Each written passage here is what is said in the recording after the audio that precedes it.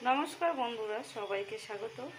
আজকে আমি শিলনোড়াতে মিষ্টি কুমড়োর পাতা ভেজে রেসিপি শেয়ার করব। এখানে নিয়েছি মিষ্টি কুমড়োর পাতা, এখানে নিয়েছি আলু কুচানো, এখানে নিয়েছি পটল, এখানে নিয়েছি কাঁঠাল বীজ কুচানো, পেঁয়াজ, এখানে হচ্ছে রসুন কয়েক পিস। এগুলোকে আমি ভালোভাবে কেটে নিয়েছি, এবারে ধুয়ে নেব। এখানে কড়াই বসিয়েছি, কড়াইটা আমার গরম হয়ে গেছে, দিয়ে দেবো সর্ষের তেল। আমি কড়াইটাতে আগে থেকে আলু ভেজে রেখেছিলাম। এবারে লঙ্কা ভেজে নেব। এগুলোতে বেশি লঙ্কা হলে টেস্ট বেশি আসে। লঙ্কাগুলো আমি ভালোভাবে ভেজে নিয়েছি, এবারে তুলে নেব লঙ্কাগুলো। এবারে কড়াইটা গরম হয়ে গেছে, দিয়ে দেব সবজিগুলো।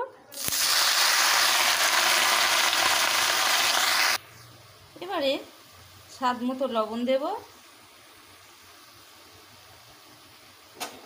দিয়ে দেব পরিমাণ মতো হলুদ গুঁড়ো। ভালোভাবে নেড়ে চেড়ে ঢেকে সেদ্ধ করে নেব। সবজি থেকে যে জলটা বেরিয়ে আসবে সেইটা দিয়ে সিদ্ধ হয়ে যাবে।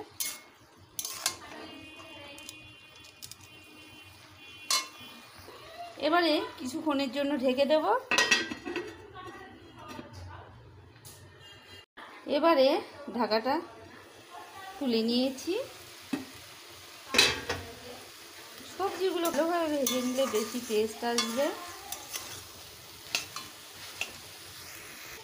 সবজিগুলোকে আমি ভালোভাবে ভেজে নিয়েছি, আমার ভেজে নেওয়া হয়ে গেছে। এবার তুলে নেব।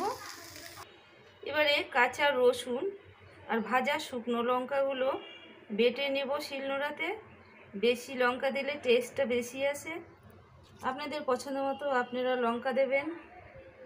এই ভর্তাতে লঙ্কা বেশি হলে গরম ভাতের সঙ্গে টেস্টটা অনেক বেশি হয়।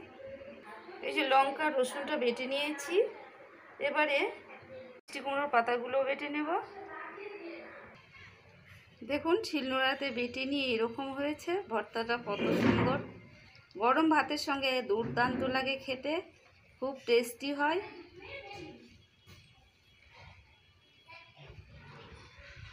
আজকের রেসিপি এটুকুই। ভালো থাকবেন, সুস্থ থাকবেন, টাটা।